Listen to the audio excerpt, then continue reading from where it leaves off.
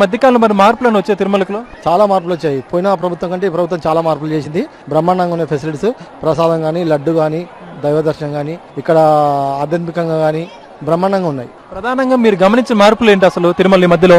లడ్డు, అన్నప్రసాదం, queue line దర్శనం, జవాబీతనం, అంటే మనం అడిగితే రెస్పాన్స్ గా జవాబు ఇవ్వడం, అలాంటి మార్పులు చాలా జరిగాయి. అలా గత ప్రభుత్వంలో అసలు ఇది మొత్తం క్రైస్తవ మతంలో మారిపోతాని భయపడే వాళ్ళం. హిందూ మతం చాలా దెబ్బతీసేటట్టుగా ఆ ప్రభుత్వం పనిచేసింది. అలా కాకుండా బ్రహ్మాండంగా ఉంది. ఇప్పుడు లడ్డు క్వాలిటీలో కూడా చేంజ్ వచ్చిందా? చాలా క్వాలిటీ వచ్చింది. లడ్డు బాగున్నది.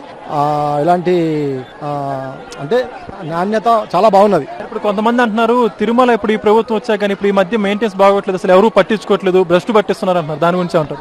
చాలా పట్టించుకుంటున్నారు. పోయిన ప్రభుత్వం కంటే చాలా బ్రహ్మాండంగా పట్టించుకుంటున్నారు. నీట్నెస్ కానీ, శానిటైజర్ కానీ, లడ్డు కానీ, అన్నప్రసాద్ కానీ, దైవ దర్శనలు కానీ, అధికారులు కానీ చాలా స్పందన ఉంది. బాగా పట్టించుకుంటున్నారు, బాగా చేస్తున్నారు. తెలుగుదేశం ప్రభుత్వమే బాగా చేసింది. ఇలానే చేయాలని కోరుకుంటున్నాను. చంద్రబాబు నాయుడు గారికి ధన్యవాదాలు. ఇప్పుడు ఈ సదుపాయాల పట్ల మీరు సంతృప్తిగా ఉన్నారు శ్రీవారి భక్తుడిగా?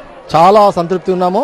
ముందుగా ఇలానే కొనసాగాలని కోరుకుంటున్నాము. మళ్ళీ ఇలాంటి ఫెసిలిటీని దెబ్బతినకుండా ఉండాలంటే ఇలాంటి ప్రభుత్వం ఉండాలని కోరుకుంటున్నాం. కొంతమంది గోవుల గురించి కూడా మాట్లాడుతున్నారండి, గోవులు చనిపోయాయని చెప్పి. దాని గురించి ఉంటారు. గోవులు చనిపోయినంటే అదే ఇక్కడ ఎంత దూరంలో ఆ గోవుల గురించి చనిపోతే ఊకునే వాళ్ళు కారు. చూడండి చేయండి మాట్లాడడం పద్ధతి కాదు అది. అంటే గోవులు చనిపోతే ఎవరు కూడా ఊరుకోరు.